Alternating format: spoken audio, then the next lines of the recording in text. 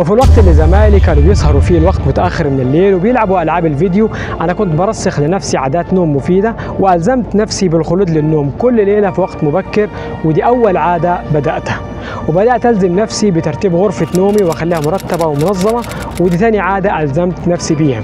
والعادتين دول خلوني حاسس إني مسيطر على حياتي ومنحوني الشعور بالثقة في نفسي من جديد. وعادة النوم بدري وترتيب غرفتي والتزامي بيهم انعكسوا على عاداتي الدراسية لدرجة إني أنهيت عامي الدراسي الأول في جامعة دينيسون بتقدير امتياز. وقدرت مع نهاية كل فصل دراسي في جامعة دينيسون إني أراكم عادات بسيطة ولكن بشكل دائم، واللي وصلتني لنتائج ما كنتش أتخيلها لما بدأت مراكمة العادات. ومثال على كده عادة إني أنام كل ليلة بدري، وعادة إني أرتب غرفة نومي، واللي انعكسوا على تحسين عاداتي الدراسية وبالتالي حصولي على تقدير امتياز مع نهاية كل عام دراسي، بالإضافة لإلزام نفسي بالانتظام في رفع الأثقال، واللي ساهمت في زيادة كتلتي العضلية.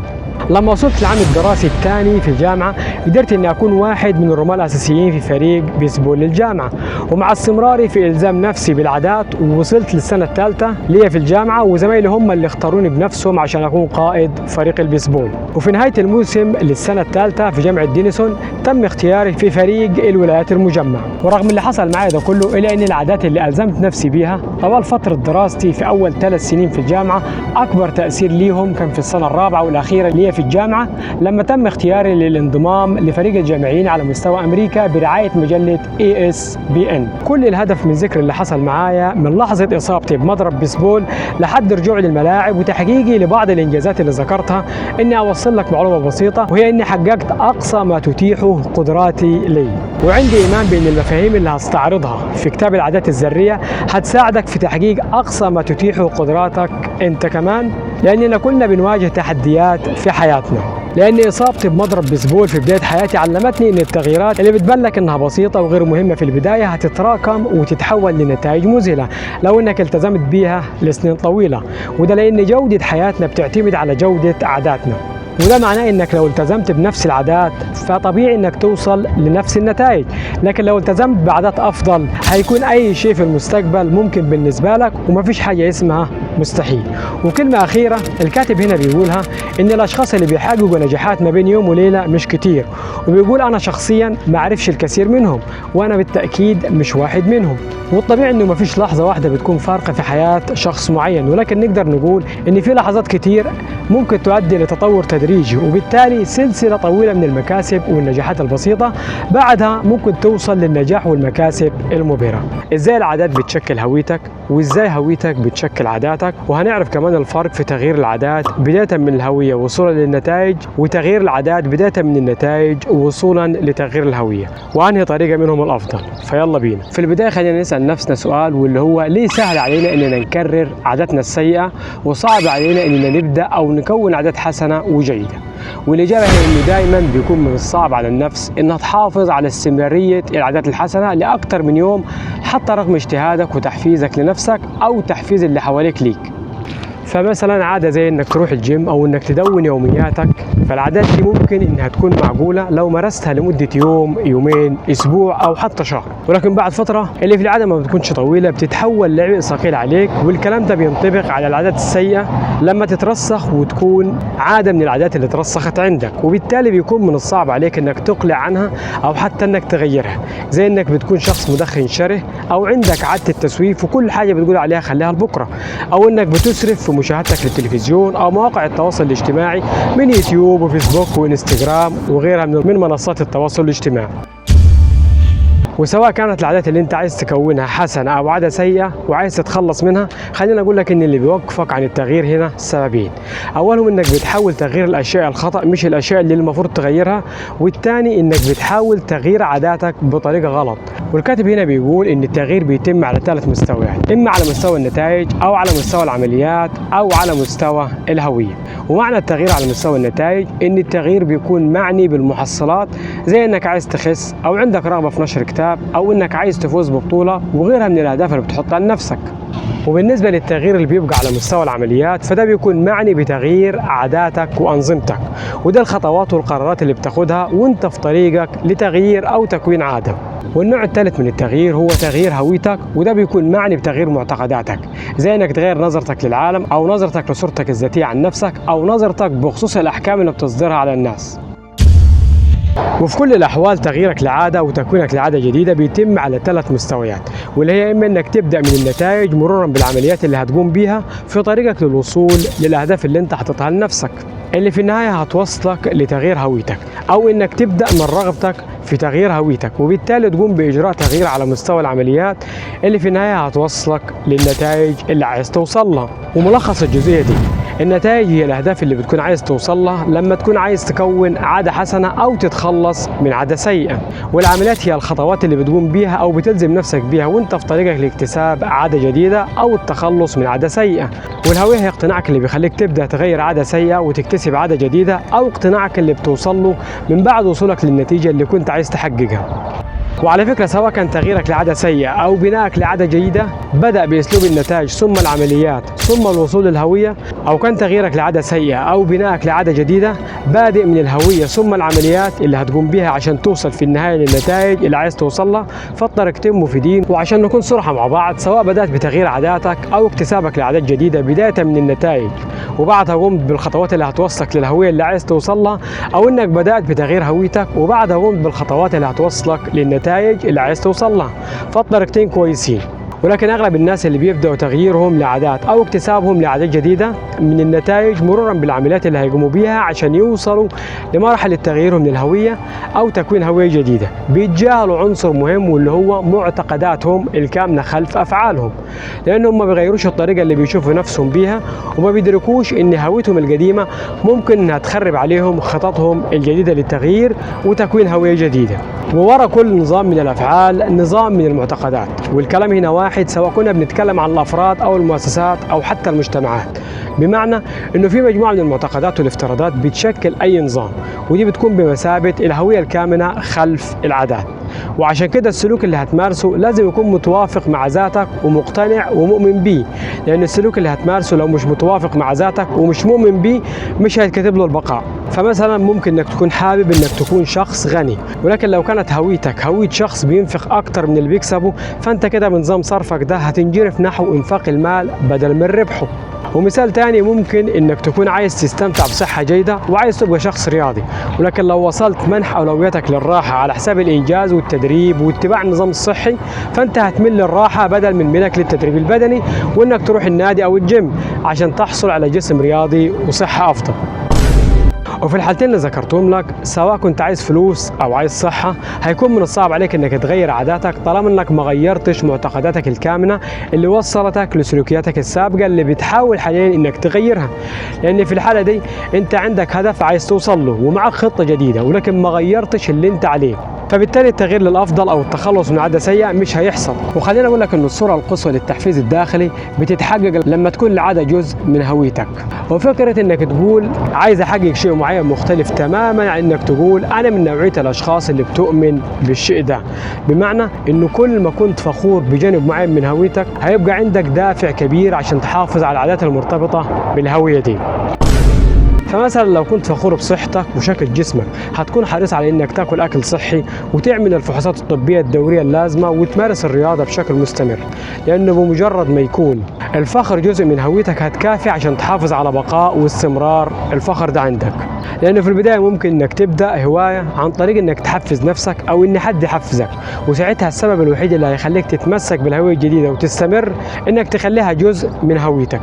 لان اي شخص ممكن يقنع نفسه بانه يروح الجيم او انه ياكل اكل صحي مره او مرتين ويمكن 10 مرات، ولكن لو ما غيرش المعتقدات الكامنه ورا سلوكه بالذهاب للجيم او تناول الاكل الصحي هيكون صعب عليه انه يلتزم بالتغييرات طويله الامد. وده لان التحسينات زي ما قلنا بتفضل مؤقته لحد ما تبقى جزء من هويتك، لانه في الغالب الهدف ما بيكونش انك مثلا عايز تقرا كتاب، ولكن الهدف بيكون انك عايز تبقى قارئ، او مش الهدف انك تكمل سباق الماراثون بقدر ما الهدف انك عايز تصبح عداء. والابحاث بينت ان الشخص بمجرد ما يؤمن بجانب معين من هويته بيتصرف بشكل متوافق مع ايمانه. زي الشخص اللي مخلي التدريب البدني جزء من هويته، فده مش محتاج انه يقنع نفسه بالتدريب وانه لازم يواظب على انه يروح الجيم، لانه بيتصرف على نحو بيتوافق مع الشخص اللي بيؤمن بانه عليه. وده زيه زي كل جوانب عمليه تكوين العادات، بيعتبر سلاح ذو حدين، لانه لما الهويه تشتغل لصالحك هتكون كفيله انها تكون قوه عاتيه لتحسنك الذاتي، ولما الهويه يكون تاثيرها عليك بالضد ممكن انها تكون بمنزله لعنه عظيمه. والخلاصه انك لما تكرر قصه لنفسك لسنين ساعتها بيكون سهل عليك انك تغرق في القصه دي وتستقبلها كحقيقه واقعيه، ومع الوقت هتبدا تعارض اي فكره عكس اللي انت مقتنع بيه حتى لو كان اللي انت مقتنع بيه مش صح. وكل ما زاد عمق ارتباطك بالفكره او بالفعل المكون لهويتك هيكون من الصعب انك تغيرها، والحاله دي معروفه باسم صراع الهويه. وعلى فكرة ممكن ان العادة اللي عايز تغيرها هي نفسها تكون عادة حسنة، ولكنك هتغيرها للأحسن، فهنا جزئية ان العادة القديمة حسنة والعادة اللي عايز تكونها حسنة ممكن انها تخليك تفشل في وضع هويتك الجديدة اللي انت عايز تكونها موضع التنفيذ. وهنا في سؤال مهم، واللي هو اذا كان معتقداتك ورؤيتك للعالم بتلعب دور مهم في سلوكك. السؤال هنا، المعتقدات دي جت منين وازاي تشكلت هويتك الأولى؟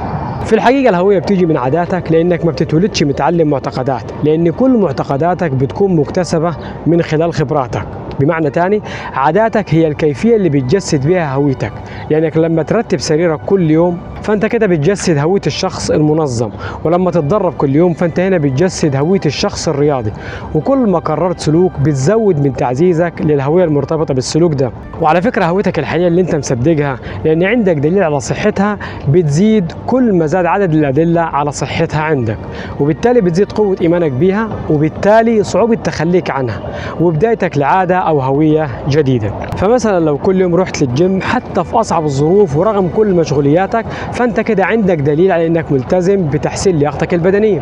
وعلى فكره تانية برضو، العادات مش بس هي الافعال اللي بتاثر على هويتك، ولكن نقدر نقول انها بحكم التكرار بتكون اكتر الافعال اهميه في انها تاثر على هويتك، وبالتالي نقدر نقول ان كل خبره بتكتسبها في الحياه بتاثر هي كمان على هويتك مع تكرارها للدرجه اللي تخلي هويتك تتغير.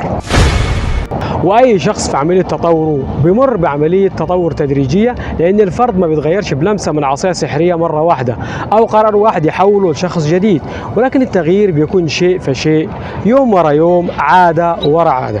وعشان كده احنا بنمر بعمليه تطور مصغره للذات بشكل مستمر، وهنمثل عملية تطورك وتقدمك وانت في طريقك لاكتساب عادة او التخلص من عادة، وفي النهاية الوصول للهوية الجديدة اللي انت عايز توصلها بعملية تصويت زي اللي بتحصل في انتخابات على الشخص اللي انت عايز تكونه. وانت في طريقك كل فعل بتقوم بيه هو عبارة عن عملية تصويت على الشخص اللي انت عايز تكونه، ومش فعل واحد هو بس اللي هيغير معتقداتك، ولكن مع تراكم الأصوات هتتراكم الأدلة عندك على هويتك الجديدة. ودي واحدة من الأسباب اللي بتفسر إن التغيير مش محتاج تغيير جذري، لأن العادات البسيطة بإمكانها أنها تعمل فرق شاسع بتقديم أدلة جديدة على هوية جديدة. وبالتالي العادات هي طريقك لتغيير هويتك، وأكثر الطرق العملية لتغيير الشخص اللي أنت عليه هو تغيير ما تفعله. وبالتالي كل مرة هتكتب صفحة هتبقى كاتب، وكل مرة هتتدرب هتكون رياضي، ونفس الوضع ولكن بصورة عكسية. في كل مرة بتختار فيها انك تقوم بممارسة عادة سيئة فهي بتعتبر عملية تصويت على هويتك. وعلى فكرة مش مطلوب منك انك تبقى مثالي بانك تاخد كل الاصوات عشان يحصل تغيير، ولكن المطلوب منك فقط هو انك تاخد اغلب الاصوات ومش كل الاصوات. وما فيش مانع ان يكون في بعض الاصوات لصالح سلوك سيء او عادة غير منتجة، لان هدفك ببساطة انك تفوز باغلبية الاصوات فقط طول الوقت، مش بانك تفوز طول الوقت باكتساح بكل الاصوات. وهنا خلينا اقول لك ان افضل رد فعل عليك انك تاخد بيه هو انك تبدا من النتيجه اللي عايز توصل لها، وتسال نفسك مين الشخص اللي يقدر يحقق النتيجه دي. بمعنى انك لو عايز تخس ويكون جسمك رياضي ودي النتيجه اللي عايز توصل لها، السؤال هنا اللي لازم تساله لنفسك مين هو الشخص اللي يقدر يخس ويبني جسمه ويحسن من مظهره. والاجابه هي شخص رياضي، وعشان كده لازم تعمل اللي بيعمله الشخص الرياضي. وطبعا الشخص الرياضي ده بياكل اكل صحي وبيتمرن باستمرار، فانت كده قدامك النتيجه اللي عايز توصل لها وعرفت الطريقه اللي هتوصلك لهدفك، فيلا شد حيلك وابدا. وخلينا اقول لك ان العادات هي سلوك قررناه عدد كافي من المرات للدرجه اللي اصبحنا بعدها بنقوم بيه بشكل اوتوماتيكي، ويمكن كمان من غير ما نحس. وفي تعريف ثاني للعادات واللي هو ان العاده ما هي الا سلسله من الحلول الاوتوماتيكيه اللي بتحل المشكلات والضغوط اللي بتواجهك بصوره دوريه. وكمان في تعريف ثالث للعادات واللي هو إنها ببساطة حلول موثوق بها لمشكلات متكررة في بيئتنا. والعادات لها تعريف رابع، واللي هو ان العادات عباره عن اختصارات عقليه مكتسبه من واقع الخبره، بمعنى ان ما العادات الا ذكرى للخطوات اللي اتبعتها في السابق عشان تحل مشكله في الماضي، وكل ما كانت الظروف مناسبه يمكنك الاعتماد على هذه الذكرى وتطبيق الحل نفسه اوتوماتيكيا. وعمليه بناء العادات بتبدا دائما بالتجربه والخطا، لانك لما بتواجه مشكله او موقف جديد في حياتك بيكون على دماغك انه ياخد قرار، واللي هو ازاي يستجيب ويتعامل مع الموقف ده. وفي العاده لما بتواجه اي مشكله في البدايه ما بتكونش واثق في طريقه حلها، وهتجرب حاجات كتير عشان توصل لحل المشكله اللي انت فيها، لان ساعتها النشاط العصبي في دماغك بيكون عالي وبتحلل الموقف بحرص، وبتاخد قرارات واعيه بخصوص القرار اللي هتاخده استجابه للموقف اللي انت فيه. واثناء ما انت بتفكر وبتحلل الموقف اللي انت فيه او المشكله اللي انت فيها بالصدفه بتوصل لحل. وهنا وبعد ما توصل بالصدفه لحل المشكله اللي انت فيها بتبدا بتغيير استراتيجيتك في المره اللي جايه لو تعرضت لنفس الموقف او حتى موقف مشابه ليه. وده معروف في علم النفس بحلقه الفيدباك اللي بتكون كامنه ورا كل الانشطه البشريه اللي بتتمثل في التجربه والفشل والتعلم. وبالتالي التجربه بصوره مختلفه في المره اللي جايه، ومن كتر تعرضك وتدربك على التعامل مع المشكلات اللي بتواجهك بتبدا تقل قراراتك عديمه الفائده وتتعزز عندك الافعال المفيده اللي بتجيب الخلاصه، وهي دي عمليه بناء العادات. وعمليه تكوين العاده مفيده جدا لان عقلك الواعي قادر انه ينتبه ويركز على مشكله واحده في المره الواحده، لان دماغك كل مهمته انه يحافظ على انتباهك الواعي بحيث يكون مقتصر على اكثر المهام اهميه عندك. ومتى امكن يقدر عقلك الواعي انه يفوض المهام اللي بيتم تاديتها بشكل اوتوماتيكي لعقلك اللاواعي. وده اللي بيحصل لما تتكون عندك عاده جديده، لان العادات في الغالب بتقلل الحمل الادراكي على دماغك وعقلك الواعي، وبتخلي عقلك الواعي يركز على المهام الاكثر اهميه التاليه بالنسبه ليك. عملية بناء العادة بيتم تقسيمها لأربع مراحل بسيطة، واللي هي الإشارة والتوق والاستجابة والمكافأة. وكل العادات اللي بنكونها في حياتنا بتمر بالمراحل الأربع دي بالترتيب، فيلا بينا نتعرف على كل جزء منها بالتفصيل. اولا الاشاره، ودي اللي بتنبه دماغك عشان يبدا سلوك معين، وهي عباره عن معلومه تتنبأ بمكافاه معينه. وبما ان الاشاره هي المؤشر الاول اللي بيوضح لنا اقترابنا من المكافآت، فبالتالي من الطبيعي ان الاشاره بتؤدي بينا للتوق اللي هو الخطوه الثانيه اللي بتقابلنا واحنا بنكون العاده الجديده، واللي هي عباره عن القوه التحفيزيه اللي بتكمن خلف كل عاده بنقوم بيها، لانه من غير مستوى معين من التحفيز او الرغبه واللي هي التوق مش هيكون عندنا سبب لفعل شيء معين. ومثال على ده، انت لا تتوق او تميل او ترغب لتدخين سيجاره، وانما تتوق او ترغب في الشعور بالارتياح اللي بتقدمه السيجاره. التوق بيختلف من شخص للتاني، لان اشاره معينه واللي بتبدا دايما بيها العاده مش شرط انها تحفزني زي ما حفزتك، او مش شرط انها تحفزك زي ما حفزتني، لان افكارنا ومشاعرنا وانفعالاتنا هي اللي بتحول الاشاره لتوق. والمرحله الثالثه من مراحل تكوين العاده هي مرحله الاستجابه، واللي هي بتمثل العاده الفعليه اللي بتقوم بيها، واللي ممكن انها تاخد صوره فكره او فعل معين. والاستجابه دي بتعتمد على مقدار تحفيزك ومقدار التوتر المرتبط بالسلوك، لانه لو تطلب فعل معين قدر معين من الجهد البدني او العقلي اكبر من اللي انت مستعد انك تبذله، وقتها مش هتقوم بيه، لان العاده ما بتتكونش الا اذا كنت قادر على القيام بيها. وخلينا اقول لك اننا بنسعى للمكافآت لانها بتخدم غرضين، الاول انها بتشبعنا، والثانيه انها بتعلمنا. ومعنى ان الغرض الاول من المكافآت واللي هو الاشباع، فده بيدل على ان المكافآت لها فوائد في حد ذاتها، زي ان الطعام والماء بيقدم لنا الطاقه اللي بنحتاجها من اجل البقاء على قيد الحياه، وحصولنا على ترقيه بيجلب لنا مزيد من المال والتقدير. ومعنى الغرض الثاني من المكافآت واللي هو انها بتعلمنا ايه من الافعال اللي يستحق التذكر في المستقبل، وده لان دماغك جهاز راصد للمكافآت، وبالتالي وانت ماشي في حياتك جهازك العصبي الشعوري بيعمل بصوره متصله على رصد الافعال اللي بتشبع رغباتك وتقدم لك المتعه. دون الثلاث خطوات الاولى واللي هي الاشاره والتوق والاستجابه السلوك مش هيحصل، ومن غير الخطوات الاربعه كلها مع بعض السلوك مش هيتكرر. خلينا اقول لك انه يعتبر افضل وصف للمراحل الاربع للعادات اللي بتبدا من الاشاره للتوق للاستجابه للمكافاه بانها حلقه فيدباك، لانها بتشكل دائره مفرغه بتعمل في كل لحظه من لحظات حياتك عن طريق انها بتعمل مسح للبيئه المحيطه بيك وتتنبأ باللي هيحصل بعد كده وتجرب استجابات مختلفه وتتعلم من النتائج. وده معناه ان الاشاره بتحفز التوق، والتوق بيدفعنا للاستجابه، والاستجابه بتقدم لنا المكافاه، والمكافاه بدورها بتشبع توقنا، وفي النهايه المكافاه بتكون مرتبطه بالاشاره، وده في النهايه بيؤدي لتكوين عاده اوتوماتيكيه، والدوائر دي كلها مع بعض بتعرف باسم حلقه العادات. والخطوات الاربعه لتكوين او التخلص من عاده بيتم تقسيمها لمرحلتين: مرحله المشكله واللي بتضم الاشاره والتوق واللي خلالها بتدرك انه في حاجه لازم تتغير، ومرحله الحل واللي بتضم الاستجابه والمكافاه واللي عن طريقها بنقوم بفعل معين من بعده بتحقق التغيير المطلوب، لان سلوكنا في كل الاحيان بيكون مدفوع بالرغبه في حل مشكله معينه، والمشكله ممكن تتمثل في انك ملاحظ شيء جيد وترغب في الحصول عليه، او انك بتشعر بألم وعندك رغبه في انك تتخلص منه، وفي الحالتين بيكون هدفك هو حل المشكله اللي بتواجهك. فمثلا لو وصلتك على تليفونك رساله نصيه، فدي هنا تعتبر اشاره بانك تمسك التليفون وتشوف الرساله، ولو انت عايز تعرف محتوى الرساله فدي هنا بتمثل مرحله التوق، ولو مسكت تليفونك وقريت الرساله فدي كده بتمثل مرحله الاستجابه، ولو قريت الرساله فانت كده حصلت على المكافاه اللي هترضي توقك، وبالتالي هيصير الامساك بالتليفون مرتبط بصدور رنين منه. الخلاصه، لو عايز تبني عاده جيده جديده، خلي الاشاره واضحه، وخلي توقك ليها جذاب، وخلي استجابتك ليها سهل، وخلي المكافاه مشبعه. ولو كنت عايز تتخلص من عاده سيئه، خلي الاستجابه ليها غير واضحه، والتوق ليها غير جذاب، والاستجابه ليها غير سهله، والمكافاه غير مشبعه. اول قانون هيقابلك وانت بتكون عاده جيده او بتتخلص من عاده سيئه هو انك تخلي الاشاره ليها واضحه. خليني احكي لك قصه بخصوص جزئيه انك تخلي الاشاره واضحه، وقصتنا بتبدا بجواز مايكل من كريستينا، واللي بتشتغل مسعفه في مستشفى، وبمناسبه جوازهم ابو مايكل عزم ابنه ومراته، واثناء التجمع العائلي ده كريستينا مرات مايكل لاحظت على حماها انه في حاجه مش طبيعيه، وقالت له حاسه ان فيك حاجه مش طبيعيه وحالتك الصحيه مش عجباني. وهنا حماها استهزأ بكلامها وقال لها انا كويس جدا، بس تصدقي ان حالك انت كمان مش عاجبني.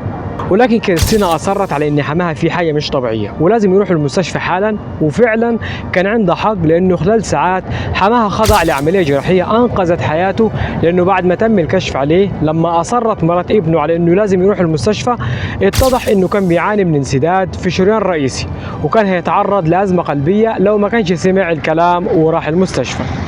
ومن غير احساس وحدس كريستينا حماها كان ممكن انه يموت. والسؤال هنا ازاي كريستينا عرفت ان حماها مش طبيعي وكانت شايفه ايه، وازاي قدرت انها تتنبأ بانه معرض للاصابه بازمه قلبيه. في البداية خلينا أقول لك إنه لما بيحصل انسداد في الشرايين الرئيسية في الجسم، هنا الجسم بيركز على ضخ الدم للأعضاء الحيوية فقط، وبيتجاهل المواقع الطرفية القريبة من الجلد، ونتيجة لده بيحصل تغير في نمط توزيع الدم في الوجه. وعشان كده وبعد سنين من شغل كريستينا كمسعفة في مستشفى مع أشخاص مصابين بأزمات قلبية، اكتسبت وبدون وعي منها القدرة على التعرف والتنبؤ بعلامات ما قبل حدوث الأزمات القلبية. ولذلك لما لاحظت حالة حماها كانت حاسة إنه في حاجة مش طبيعية ظهرت على حماها، وأصرت على إنه لازم يروح للمستشفى حالا. وخلينا متفقين ان الدماغ البشري بيعتبر ماكينة تنبؤات، وبيقدر انه يستوعب البيئة المحيطة به بشكل متواصل، وبيحلل المعلومات اللي بيحصل عليها، وكل ما تعرض الدماغ لحاجة بشكل متكرر بيبدأ يلاحظ كل ما هو مهم ويرتب التفاصيل ويبرز الإشارات ذات الصلة بيها، وبيصنف المعلومات عشان يقدر يستخدمها بكل سهولة في المستقبل وبدون مجهود. وخلينا اقول لك انه بعد عدد كافي من التدريب هتقدر تتعرف على الاشارات اللي بتتنبأ بنتائج معينه من غير ما تفكر فيها بشكل واعي، لان الدماغ بشكل اوتوماتيكي بيشفر الدروس المكتسبه من خلال الخبره. وعلى فكره وانت في طريقك لتكوين عاداتك مش هتقدر تفسر ايه اللي بتتعلمه، الا ان التعلم بيحصل طول الوقت، وقدرتك على ملاحظه الاشاره لموضوع او موقف معين ما هو الا اساس لكل عاده بتقوم بيها. ومن احلى الحاجات اللي هتقابلك بخصوص العادات ان العاده طالما تكونت عندك مش من الضروري انك تكون واعي بالاشاره اللي هتخليك تبدا العاده بشكل لا واعي، ولكن اصعب ما فيها انك لو عايز تغير عاده بيكون عليك انك لازم تخلي ممارسه العاده اللي عايز تغيرها خاضعه لعقلك الواعي من جديد عشان تقدر تتحكم فيها وتحسنها او انك تتخلص منها. لانها طالما بتخضع للعقل اللاواعي هتفضل تمارسها بشكل تلقائي واوتوماتيكي، وبالتالي تغييرها هيكون صعب عليك. انما لو قدرت انك تسحبها لمنطقه العقل الواعي هيكون التعديل عليها او تغييرها امر سهل، او حتى التخلص منها. واحدة من طرق انك تخلي الاشارة واضحة هي استخدامك لبطاقة تسجيل العادات. وفي كلامنا عن بطاقة تسجيل العادات هكلمك عن منظومة السكك الحديدية في اليابان، واللي بيستخدموا فيها نظام الاشارة والنداء في كل تصرفاتهم وتحركاتهم بخصوص حركة القطارات. ومنظومة السكك الحديدية في اليابان واحدة من أفضل المنظومات على مستوى العالم. فلو حبيت إنك تركب قطار من محطة طوكيو هتلاحظ إن مشغلو القطارات عندهم عادة غريبة، واللي هي الإشارة والنداء. وده معناه ان كل عمال تشغيل القطارات من السائق لحد اللي واقف على الرصيف بيتبعوا نظام الاشاره والنداء.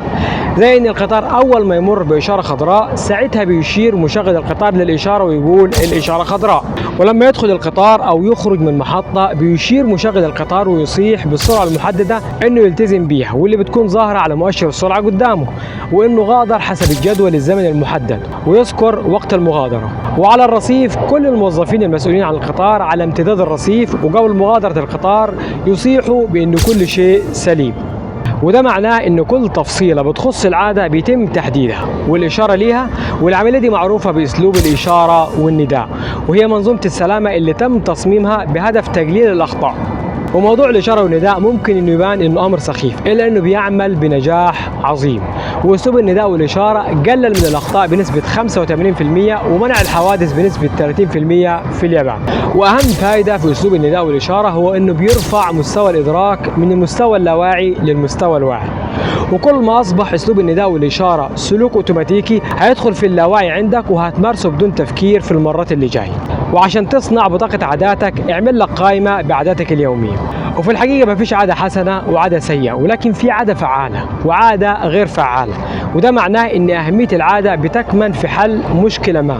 فمثلا لو بتدخن سيجارة فهي عادة جيدة لانها بتخفف توترك، ولكن على المدى البعيد بتعتبر عادة سيئة لانها بتدمر صحتك. واهم سؤال لازم تسأله لنفسك بخصوص العادات مش انها عادة حسنة او عادة سيئة، لان الامر ده نسبي، لان العادة الجيدة معاك ممكن تكون سيئة مع غيرك، والعكس بالعكس العادة السيئة معاك ممكن تكون جيدة مع غيرك.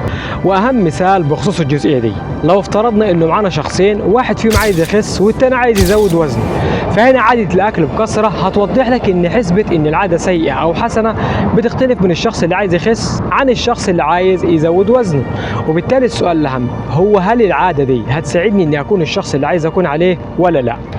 لان العادة اللي هتعزز هويتك هتعتبر عادة جيدة، والعادة اللي هتتعارض مع تعزيز هويتك بتعتبر عادة سيئة.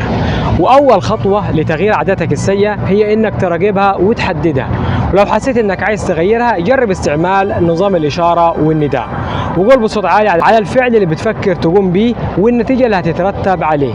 فمثلا لو انت مدمن على اكل المطاعم وعايز تقلله او تبطله، قول لنفسك بصوت عالي اني في طريقي اني هاكل من اكل المطاعم الضار واللي بيؤدي لزيادة وزني ويمكن كمان اصابتي بالامراض، وقول اني مش عايز اكل من اكل المطاعم تاني عشان احافظ على صحتي.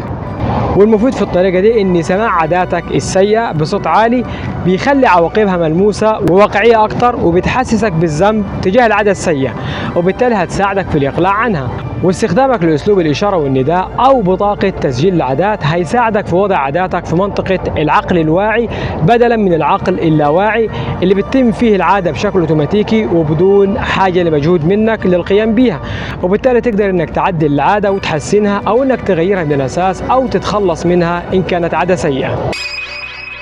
في سنة 2001 مجموعة من الباحثين البريطانيين بدأوا بحث ليهم على 248 شخص، وكان هدفهم من البحث ده انهم يبنوا عادات تدريب خلال اسبوعين فقط. وال 248 شخص محل البحث قسموهم لثلاث مجموعات. المجموعة الأولى سموها المجموعة الضابطة، ودول طلبوا منهم انهم يسجلوا عدد المرات اللي هيتدربوا فيها بس خلال مدة البحث اللي هي اسبوعين. والمجموعة الثانية سموها مجموعة التحفيز، ودول طلبوا منهم انهم يسجلوا عدد المرات اللي يتدربوا فيها خلال اسبوع، وطلبوا منهم كمان انهم يقرأوا مقالات وابحاث تعرفهم على فوائد التدريبات البدنية اكتر. والباحثين شرحوا لهم ووضحوا لهم اهمية التدريبات البدنية ودورها في انها بتقلل من خطر الاصابة بمرض القلب التاجي، وانها بتحسن من صحة القلب. والمجموعة الثالثة حصلت على كل المعلومات اللي تم تقديمها للمجموعة الثانية، سواء بإلزامهم بتسجيل عدد مرات تدريبهم خلال مدة البحث أو إلزامهم بقراءة كتب أو أبحاث تعرفهم على فوائد التدريبات البدنية. ولكن المجموعة دي طلبوا منهم حاجة زيادة، واللي هي إنهم يحطوا خطة يوضحوا فيها إمتى وفين هيتدربوا على مدار الأسبوع التالي. والفرق بين المجموعة الثالثة والمجموعتين الأولى والثانية إنه حسب التعليمات اللي اتقدمت لهم طلبوا منهم إنهم يحطوا خطة يوضحوا فيها إمتى وفين هيتدربوا. وبالفعل أفراد المجموعة الثالثة طول فترة البحث كانت في جملة ما بتفرقش تفكيرهم بناء على التعليمات اللي حصلوا عليها، واللي هي خلال الأسبوع اللي جاي هتدرب مدة ما تقلش عن 20 دقيقة في اليوم كذا والساعة كذا والمكان كذا. وبعد التعليمات اللي خدتها الثلاث مجموعات لاحظ الباحثين ان من 35 ل 38% فقط من اشخاص المجموعه الاولى والثانيه هم بس اللي قدروا انهم يلتزموا بالتدريبات البدنيه على الاقل مره واحده في الاسبوع. ولاحظ الباحثين انه حتى الجرعه التحفيزيه اللي اتقدمت للمجموعه الثانيه ما اثرتش على سلوكهم، وبقوا زيهم زي المجموعه الاولى اللي طلب منهم بس انهم يسجلوا عدد مرات تدريبهم وما تقدم لهمش اي تحفيز. ولكن المجموعه الثالثه اللي طلبوا منهم انهم يسجلوا عدد مرات تدريبهم وقدموا لهم جرعه تحفيزيه وطلبوا منهم انهم يقراوا في بعض الكتب او الابحاث اللي هتعرفهم على اهميه التدريبات البدنيه، بالاضافه لالزامهم بانهم يحطوا خطه عن مده ومكان وزمان وساعه التدريب. لاحظ الباحثين عليهم ان 91% من المجموعه دي قدروا انهم يتدربوا مره واحده على الاقل خلال الاسبوع بنسبه خطت المعدل الطبيعي بمرتين. واستنتج الباحثين ان السبب في ان 91% من المجموعه الثالثه قدروا انهم يلتزموا بالتدريب مره واحده على الاقل خلال اسبوع انه ده بيكمن في نيه التنفيذ، واللي هي عباره عن خطه انت بتحطها لنفسك بخصوص رغبتك في القيام بممارسه عاده معينه، بتحدد فيها المده والزمان والمكان اللي هتمارس فيها العاده الجديده. وصيغه نيه التنفيذ بتكون في شكل انه لما يحصل الموقف س هقوم بالاستجابه ص. ومئات الدراسات بينت ان نيه التنفيذ لها دور فعال في انك تتمسك باهدافك، لانها بتزيد معاها احتمالات التزامك بعاداتك. والخلاصة هي ان اي شخص بيحط خطة ويحدد فيها التوقيت ومكان التنفيذ هيكون من المرجح انه يقدم على ممارسة العادة دي، يعني نية التنفيذ واللي بيتبعها من وضع خطة محدد فيها التوقيت والمدة والمكان هتشيل من دماغك اي افكار ضبابية بخصوص قيامك والتزامك بممارسة العادة. لانه على فكرة ناس كتير فاكرين ان ناقصهم التحفيز عشان يبدأوا في ممارسة عادة معينة، ولكن بالعكس في الحقيقة كل اللي ناقصهم عشان يبدأوا في ممارسة عادة معينة هو الوضوح. وده معناه ان الاشخاص دول مش عارفين امتى وفين وازاي هيبدأوا ممارسة العادة الجديدة. وعلى فكرة كمان في ناس كتير بيقضوا حياتهم كلها مستنيين الوقت المناسب عشان يبدأوا ممارسة عادة جديدة أو تغيير عادة سيئة قديمة.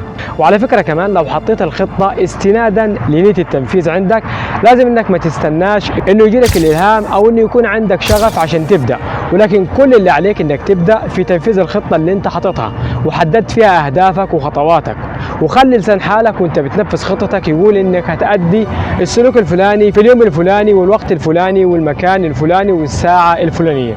وأفضل الأوقات اللي لازم تبدأ فيها بممارسة عادة وتكوينها أو التخلي عن عادة هي البدايات، لأنه دائما البدايات بيكون فيها الطموح والأمل واصل لأعلى مستوى، ولو كان عندك أمل فرغبتك في إنك تبدأ هتكون أقوى، لأن البداية الجديدة دائما بتحسسك بالتحفيز.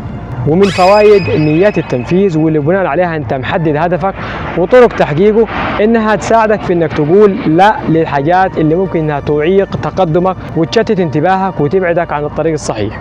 والكاتب هنا بيقول انه في اكتر من طريقة تقدر تستخدمها وانت في طريقك لتكوين عادة او التخلص من عادة، ومن الطرق دي نية التنفيذ واحنا اتكلمنا عنها، وتكديس العادات ودي اللي هتكلم عنها في الجزئية اللي جاي. نظام تكديس العادات هو صورة من صور نيات التنفيذ، واللي فيه بدل ما بتربط العادة الجديدة اللي عايز تكونها أو العادة اللي عايز تتخلص منها بوقت ومكان محدد، أنت هنا في نظام تكديس العادات بتربط العادة الجديدة بعادة أنت بتمارسها بالفعل.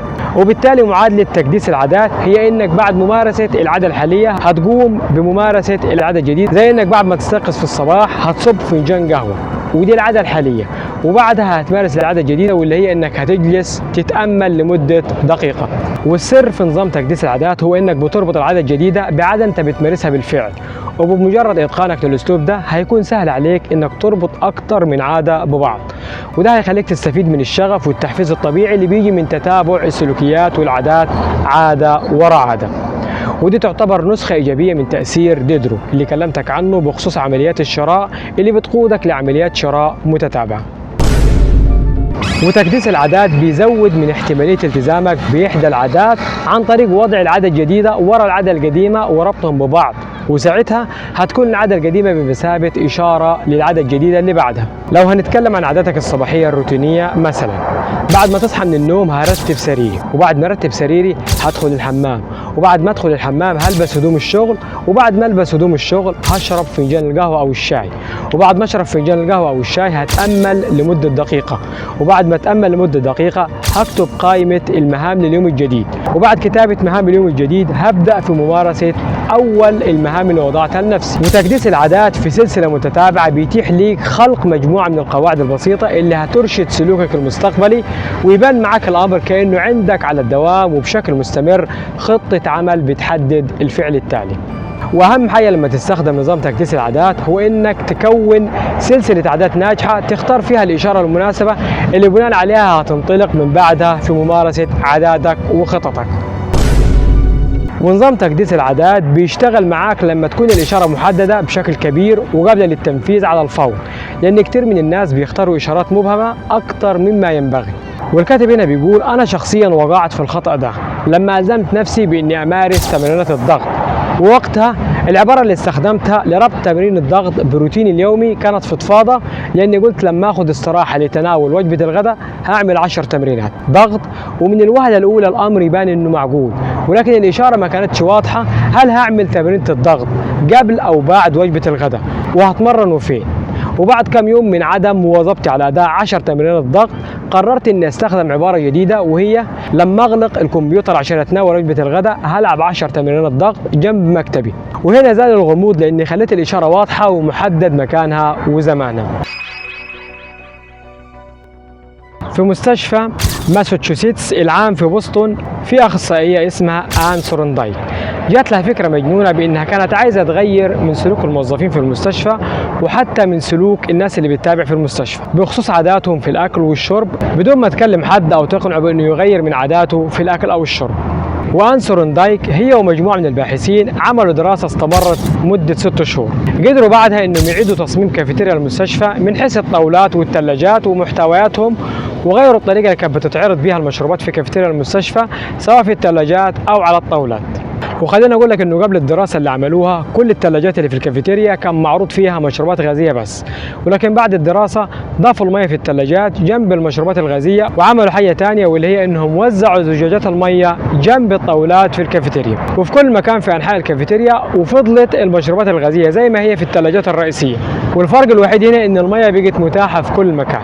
وخلال ال3 شهور التاليه للدراسه مبيعات المشروبات الغازيه انخفضت بنسبه 11.4%، ومبيعات المياه ارتفعت بنسبة 25.8%، وكل ده حصل من غير ما يوجهوا ولا كلمة لأي شخص في المستشفى سواء من الموظفين أو حتى من رواد المستشفى. وهنا هنلاحظ ان الناس ما بتختارش المنتجات بسبب المنتج نفسه، ولكنهم بيختاروا المنتج بسبب موقعه. وخلينا اوضح لك مثال على اللي انا بقوله. لو انت دخلت المطبخ ولقيت على ترابيزه المطبخ صحن فيه كعك او فاكهه او مكسرات او اي شيء تاني، فهنا انت هتاخد اي شيء من الصحن حتى لو ما كنتش بتفكر فيه قبل ما تشوفه او حتى لو ما كنتش جعان، وده راجع الى ان عاداتك بتتغير حسب المكان اللي انت موجود فيه وحسب الاشارات المعروضه قدامك، لان البيئه هنا بتعتبر اليد الخفيه اللي بتشكل السلوك الإنساني. ونقدر نقول ان الشراء المدفوع بالاقتراح بيحصل لما المتسوق يشتري منتج لأول مرة ويتصور انه ممكن يكون له حاجة او استعمال في المستقبل، بمعنى انك ممكن تشتري منتج معين مش علشان انت محتاجه، ولكن شرائك ليه بيكون بسبب الطريقة المعروض بها المنتج. وعشان كده المنتجات اللي بتكون معروضة في المحلات والسوبر ماركت على مستوى العين في العادة هي بتكون اكتر حاجة بتتباع، وعشان كده الماركات الغالية دايما هتلاقيها معروضة في اماكن سهل الوصول ليها على الارفف، والبدائل ليها والارخص منها هتلاقيها معروضة في اماكن صعب الوصول ليها. وكل ما كانت المنتجات معروضة في اماكن واضحة مؤكد انك في يوم من الايام هتجربها وانت للاسف فاكر نفسك مسيطر على امورك وفاكر انك بتشتري اللي انت عايز تشتريه. وخليني اصدمك واقول لك ان كل خياراتنا وقراراتنا الشرائية مش نابعة من خياراتنا الداخلية، لانها في الحقيقة نابعة من الخيار الواضح قدامك. واقوى قدراتنا الشعورية بتتمثل في الابصار، ويقال إن الجسم البشري بيمتلك 11 مليون مستقبل شعوري، منهم 10 مليون مستقبل مخصصين للبصر. وبعض الخبراء بيقولوا ان نص موارد الدماغ بيتم استهلاكها في عمليه الابصار. وهنا وطالما ان الانسان بيستخدم بصره بشكل كبير في حياته، هنلاحظ انه مش من المفاجئ لينا ان الاشارات البصريه بتكون هي المحفز الاكبر للسلوك البشري، وعشان كده ممكن ان اي تغيير بسيط في اللي بتشوفه يؤدي لتحول كبير في قراراتك. بمناسبة كلامنا عن تصميم بيئة النجاح، خلينا أحكي لك قصة حصلت في السبعينيات أيام أزمة الطاقة وحظر النفط، واللي بسببها مجموعة من الباحثين الهولنديين ركزوا شوية مع استهلاك السكان للطاقة في هولندا، واللي لاحظوا بعدها إن 30% من السكان انخفض استهلاكهم للطاقة لما قارنوهم بباقي سكان هولندا، مع إن منازلهم متشابهة في المساحة والاستهلاك من الطاقة وأسعار الطاقة في الأيام العادية. ولاحظ الباحثين في المنازل اللي انخفض استهلاكهم للطاقة بنسبة 30% إن عدادات الكهرباء عندهم كانت موجودة في مدخل منازلهم، وإن المنازل اللي ما انخفضتش فيها استهلاك الطاقة عدادات الكهرباء فيها كانت على السطح. والنتيجة اللي وصلوا لها هي إنه لما كان استهلاك الطاقة وقت الأزمة مراقبته واضحة وسهلة، انخفض استهلاكهم للطاقة مقارنة بغيرهم. وده معناه إن كل ما كانت الإشارة واضحة هيكون من السهل عليك تتبعها والسيطرة عليها. وبخصوص وضوح الإشارة، الكاتب هنا بيقول: كنت بشتري التفاح وأحطه في درج الثلاجة وكنت أنسى إني اشتريت تفاح، ولما أفتكر إني حطيت التفاح في درج الثلاجة كنت بلاقيه باظ، ولكن لما خليت التفاح في طبق كبير على طاولة المطبخ بقيت آكل من التفاح يوميا لأني خليت إشارته واضحة.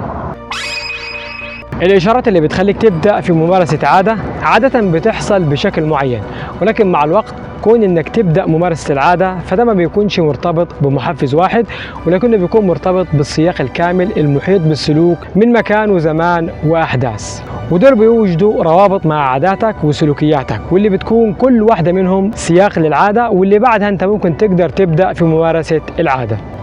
واجمل ما في السياق وتاثيره عليك انك بتقدر بعده تبدا عاده، وبيخليك تقدر تدرب نفسك على ربط عاده معينه بسياق معين.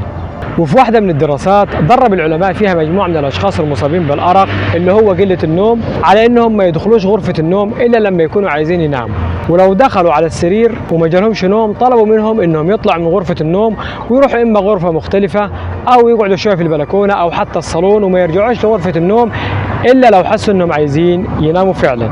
وبالفعل الأشخاص محل الدراسة ربطوا سياق الفراش بفعل النوم، وبقي سهل عليهم إنهم يناموا لما يدخلوا على فراشهم، لأن أدمغتهم اتعلمت إن النوم هو الفعل الوحيد المرتبط بالدخول لغرفة النوم. وهنا قوة السياق بتكشف عن استراتيجية مهمة، واللي هي إن العادة سهل إنك تغيرها في بيئة جديدة، لأن البيئة الجديدة هتساعدك إنك تهرب من المحفزات والإشارات القديمة اللي بتدفعك لتكرار العادة الحالية، وبتمنعك إنك تبدأ ممارسة العادة الجديدة. وبالتالي البيئة الجديدة هتسهل عليك انك تربط عادة جديدة بسياق جديد، بدل ما تحاول بناء عادة جديدة في مواجهة إشارات مقاومة ومعارضة ليك، لأن ممكن انه يكون صعب عليك انك تنام في نفس الغرفة اللي بتشاهد فيها التلفزيون، ولكن لما تطلع من بيئتك المعتادة فانت كده بتسيب انحيازاتك السلوكية ورا ظهرك، وبالتالي انت مش مضطر انك تحاربها عشان تبدأ عادتك الجديدة. وده بيمكنك من تكوين عادة جديدة بدون مقاطعة أو تشويش من الإشارات القديمة. ونصيحة: حاول انك ما تخلطش سياق عادة معينة بسياق عادة تانية، لانك لو خلطت سياقات العادات ببعض هتبدأ في خلط العادات ببعض، ولما يحصل ده في الغالب انت هتمارس العادة الاسهل منهم، واللي ممكن انها ما تكونش مهمة او بنفس اهمية العادة اللي مفترض انك تقوم بيها. وده بيحصل لما تستخدم تليفونك في كل مهامك من ترفيه ودراسة، لانه في الغالب انت هتمارس العادة الاسهل واللي هي الترفيه، وهتترك العادة المهمة واللي هي الدراسة. وفي النهاية لو قدرت انك تخلي لكل سياق عادة خاصة بيه وما خلطتش السياقات ببعض، العادات عندك هتزدهر في ظل الظروف القابلة للتنبؤ بيها. وده لان التركيز بيكون اوتوماتيكي لما تكون في مكتب العمل الخاص بيك، والاسترخاء بيكون سهل لما بتكون في منطقة الراحة، والنوم بيكون اسرع لما بتكون في غرفة النوم. ولو كنت عايز سلوكياتك تكون مستقرة وقابلة للتنبؤ فانت بحاجة لبيئة مستقرة وقابلة للتنبؤ بيها. والبيئة المستقرة اللي كل شيء فيها ليه مكان محدد وغرض محدد هي البيئة اللي بتتكون وتزدهر فيها العادات بشكل سهل وسلس. في سنة 1971 ولما كانت الحرب الأمريكية على فيتنام داخلة على عامها السادس، 2 من أعضاء الكونغرس الأمريكي زاروا الجنود الأمريكان الموجودين في فيتنام، واكتشفوا أن 15% من الجنود أصبحوا مدمنين على مخدر الهيروين، ولاحظوا أن 35% من الجنود على الأقل جربوا تعاطي مخدر الهيروين. وبعد الزيارة دي الولايات المتحدة أنشأت مكتب لمكافحة تعاطي المخدرات وتعزيز الإقلاع عن المخدرات وتتبع الجنود اللي رجعوا من الحرب في فيتنام، وده كان في عهد الرئيس الأمريكي نيكسون. وكان من ضمن الباحثين في المكتب ده باحث اسمه لي روبنز، واللي قدر انه يتوصل الى ان الجنود لما رجعوا من الحرب في فيتنام 5% منهم بس رجعوا للإدمان خلال سنة، و12% منهم رجع للإدمان بعد 3 سنين. وده معناه ان كل 10 جنود مدمنين على الهيروين 9 منهم اقلع عنه بمجرد رجوعه لامريكا، مع ان النتيجه دي كانت بتتعارض مع اللي كان معروف وقتها بان ادمان الهيروين دايم ولا يمكن التعافي منه. والنتيجه اللي توصل ليها لروبنز هي ان الادمان ممكن التخلص منه بشكل تلقائي ونهائي لو حصل تغيير جذري في البيئه المحيطه، لان الجنود في فيتنام كانوا بيقضوا معظم وقتهم وهم بيتعرضوا لاشارات بتحفزهم على تعاطي مخدر الهيروين، زي انه كان سهل عليهم انهم يحصلوا عليه، وانهم كانوا محاطين بضغوطات الحرب، وكانوا بيكونوا صداقات مع جنود تانيين مدمنين على مخدر الهيروين، وكان بينهم وبين وطنهم آلاف الأميال. ولكن بمجرد رجوعهم لوطنهم الجندي الأمريكي كان بيلاقي نفسه في بيئة خالية من المحفزات على تعاطي الهيروين، وبيلاقي إن سياق يومه اتغير، وبالتالي تتغير عادة تعاطيه لمخدر الهيروين، لأنه ما فيش إشارات بتحفزه على تعاطي مخدر الهيروين، ولا سهل عليه إنه يحصل عليه، ولا محاط بضغوطات الحرب أو بجنود مدمنين على المخدر، ولا كان بينه وبين وطنه آلاف الأميال، لأنه حاليا في وطنه الأم ورجع من الحرب. ولكن على العكس لو جينا قارنا موقف الجندي اللي رجع من الحرب في فيتنام وشخص ثاني عادي موجود في بلده ولكنه مدمن على مخدر الهيروين، فالشخص العادي لو دخل مصحة عشان يتعالج ويقلع عن إدمان مخدر الهيروين هتلاقيه في المصحة اللي بتعتبر بيئة خالية من أي محفز لتعاطيه للهيروين، ومحاط بأطباء ونفسيين وأشخاص ثانية معاه عندهم طموح في الإقلاع عن إدمان الهيروين. هتلاقيه في البيئة الجديدة أقلع عن الإدمان بكل سهولة ويسر. ولكن 90% من اللي بيخرجوا من المصحة النفسية وكانوا أقلعوا عن الإدمان بيرجعوا للإدمان مرة تانية لما يرجع لبيئته المعتادة بكل ما فيها من الإشارات والمحفزات اللي بتخليه يرجع يمارس عادته القديمة من جديد، زي الضغوطات اللي كان بيتعرض لها لما راح للإدمان، والديلر اللي موجود قدامه طول الوقت، وسهولة حصوله على مخدر الهيروين، والصحبة السيئة اللي جرته من البداية للإدمان. ولما نيجي نتكلم عن ضبط النفس وعلاقته بتكوين أو تغيير عادة هنلاقي إن أحدث الأبحاث بينت إن العلماء لما جوا يحللوا سلوك الأشخاص اللي بيبدو عليهم إنهم بيمتلكوا قدر كبير من ضبط النفس وجدوا إنهم ما بيختلفوش عن الأشخاص اللي ما عندهمش ضبط للنفس بشكل كبير، ولكنهم اكتشفوا إن الأشخاص دول أفضل في كونهم إنهم ما بيحتاجوش قوة إرادة أو ضبط للنفس بشكل كبير عند ممارستهم لعادة أو تخلصهم من عادة، بمعنى انهم بياخدوا وقت اقل في تخطيهم للمغريات اللي بيتعرضوا ليها، ودايما بيستخدموا ضبط النفس باقل قدر ممكن، لانه من السهل عليك انك تمارس ضبط النفس بخصوص عاده انت متحكم فيها. وعلى فكره المثابره والعزيمه والاراده كلهم ضروريين عشان تقدر تنجح، ولكن الاهم من ده كله مش انك تكون منضبط نفسيا، ولكن الاهم هو انك تخلق او تكون بيئه محيطه بيك اكثر انضباط، لانه لما تتشكل العاده في الدماغ فالطبيعي ان العاده المغروسه في الدماغ تكون جاهزه للاستخدام لما تظهر الاشاره المحفزه ليها. وفي مثال هنا هذكره لك، واللي هو انه كان في واحده عندها هوايه ركوب الخيل، واثناء ركوبها للخيل كانت بتحب تشرب سيجاره، لحد ما وصلت في يوم من الايام انها اقلعت عن التدخين لسنين، وحتى بطلت ممارسه هوايتها في ركوب الخيل، ومرت عليها سنين ورجعت من تاني تمارس هوايتها في ركوب الخيل من جديد. والغريب هنا انها لقيت نفسها حنت لعادتها القديمه واللي هي تدخين سيجاره اثناء ركوبها للخيل، وده راجع لان الاشاره لسه مغروسه داخلها واللي هي تدخين سيجاره اثناء ركوب الخيل. وهنا في حالتنا دي كل ما في الامر ان صاحبه قصتنا ما تعرضتش لاشاره تدخين السيجاره واللي هي ركوب الخيل من فتره طويله، وده لانها بمجرد ما تترسخ جواك عاده بتميل لممارستها كل ما تظهر ليك اشاره من البيئه المحيطه بيك. والخلاصة ممكن انك تغير عادة ولكن مش هتنساها، لان تكوين عادة بيعني حفر مسارات عقلية للعادة في دماغك، وعشان كده من المستحيل انك تتخلص من عادة بشكل نهائي حتى ولو اقلعت عن ممارسة العادة لفترة طويلة، لان مقاومة الاغراء بتعتبر استراتيجية غير فعالة، لانها بتخلي من الصعب عليك انك تكون متزن في حياة مليئة بالمقاطعات، لانك عشان تكون متزن محتاج قدر كبير من الطاقة في ظل التقاطعات والتشويش والاغراءات المحيطة بيك، لانه على المدى القريب ممكن تقدر تقاوم الاغراءات والمقاطعات، ولكن على المدى البعيد احنا بنكون نتاج للبيئة اللي بنعيش فيها. ومن أفضل الطرق للإقلاع عن عادة هو اجتثاثك ليها من جذورها أو اقتلاعك ليها من جذورها وتقليل تعرضك للإشارات المسببة ليها. زي إنك لو مش قادر تخلص شغلك حاول تسيب تليفونك في غرفة تانية غير اللي أنت قاعد فيها، ولو مش قادر تنام خلي التليفون في غرفة تانية غير غرفة النوم، ولو مش قادر تبطل إنك تشتري أحسن تليفون أو أحسن بلاي ستيشن أو أحسن أي حاجة، بطل تقرأ أو تشوف مراجعات ليها بخصوص سعرها ومزاياها ومواعيد نزولها ومواعيد العروض عليها. وفي النهاية خلينا أقول لك إن ضبط النفس بيعتبر استراتيجية قصيرة المدى مش طويلة المدى، لأنك ممكن إنك تقاوم الإغراء مرة أو مرتين ويمكن 3 مرات، لكن من غير المرجح إنك تتحلى بقوة العزيمة اللي هتمكنك من مغالبة رغباتك في كل مرة، وبدل ما تكون مضطر لاستجماع جرعة جديدة من قوة الإرادة في كل مرة هتقاوم فيها عاداتك القديمة، من الأفضل ليك إنك تحسن البيئة المحيطة بيك، وهو ده سر ضبط النفس. وحاول تخلي الإشارات لعاداتك الحسنة واضحة والإشارات لعاداتك السيئة غير واضحة. ولحد هنا انتهت الحلقة. في النهاية استودعكم الله والسلام عليكم ورحمة الله وبركاته.